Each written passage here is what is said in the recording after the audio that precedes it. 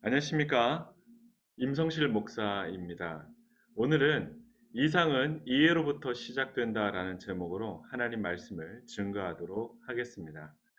우리 말씀을 같이 한번 보겠습니다. 마태복음 15장 43절에서 45절까지의 말씀을 우리 같이 한번 보겠습니다. 내 이웃을 사랑하고 내 원수를 미워하여라 하고 이른 것을 너희가 들었다. 그러나 나는 너희에게 말한다. 너희의 원수를 사랑하고 너희를 박해야 하는 사람을 위하여 기도하여라. 그래야만 너희가 하늘에 계신 너희 아버지의 자녀가 될 것이다. 아멘. 성경에 보면 이웃에 대해서 그리고 원수에 대해서 말씀을 하고 계시는데요. 먼저 어떤 말씀을 하고 계시냐면 이웃은 사랑해야 될 대상으로 말씀하고 있습니다. 이웃은 사랑해야 된다. 이것은 오래전부터 강조해 오신 말씀입니다.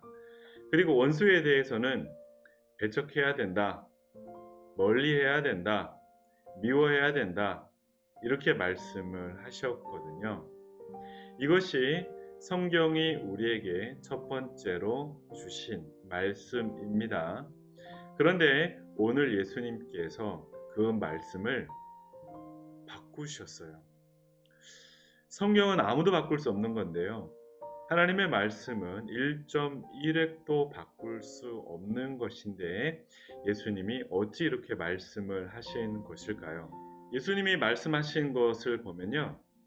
내 이웃을 사랑하고 원수를 미워해라. 너희가 이렇게 들었지, 이렇게 배웠지 말씀을 하시면서 나는 너희에게 이렇게 말한다 말씀을 하고 있습니다.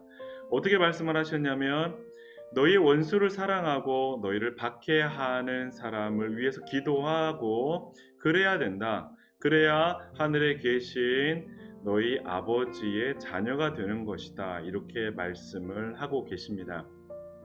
자, 이 말씀은요, 하나님의 말씀을 바꾼 것이 아닙니다. 그러면 어떻게 봐야 되느냐? 하나님의 말씀을 바꾼 것이 아니라 하나님의 말씀에 더하신 겁니다. 하나님의 말씀이 맞는데요. 거기에다가 더하신 겁니다. 그럼 뭘 더하신 거냐? 십자가의 사랑을 더하신 거예요.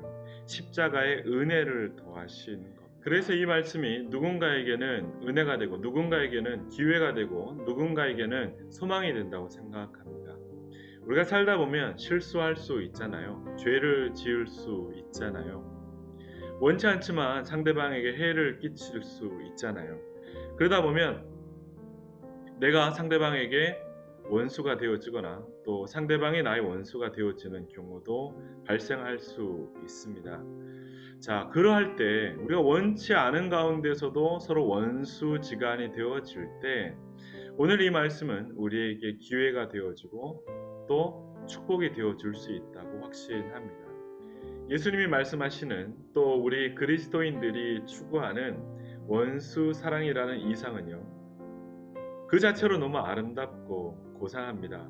사실 이것만 잘할 수 있어도 우리는 모든 것을 해낼 수 있다. 그렇게 보여집니다. 하지만 이 이상이 크면 클수록 어떻습니까? 현실과의 괴리감이 더 커지겠죠.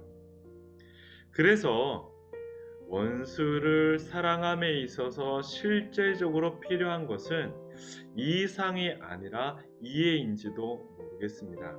그것은 무엇보다도 우리의 원수가 우리와 근본적으로 다르지 않은 존재라는 사실을 이해하는 것입니다. 시인 윌리엄 워즈워스는 적의 내밀한 역사를 이해하면 적을 미워할 수 없게 된다 이렇게 표현을 했습니다. 즉 원수도 우리와 마찬가지로 두려움과 무지 때문에 타인을 경계하며 의심하는 존재라는 겁니다. 우리도 불운하고 불행한 삶의 조건과 환경에서 살다 보면 우리의 원수처럼 모질고 사나운 존재가 되었을지도 모릅니다. 그 사실을 우리가 조금만 더 이해하려고 노력한다면 여전히 원수를 사랑할 수 없을지는 몰라도 최소한 무작정 원수를 미워할 수는 없게 되겠죠. 여러분, 미움을 버리는 순간 원수는 더 이상 원수가 아니게 됩니다.